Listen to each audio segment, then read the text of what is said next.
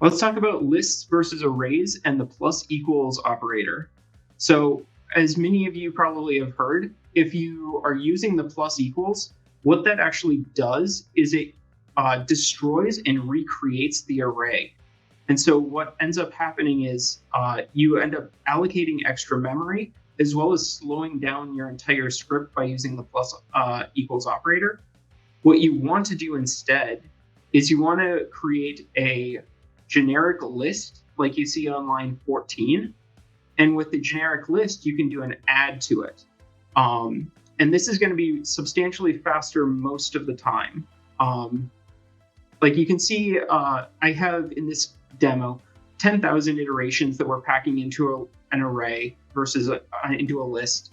For Windows PowerShell, it adds about 2 seconds or so to the total runtime. And 2 seconds, it's up to you whether that's, egregious or not. I've talked to different experts, and sometimes they will say that is going to cost substantially when it comes to running things in Azure. But, just know that this is an efficiency thing.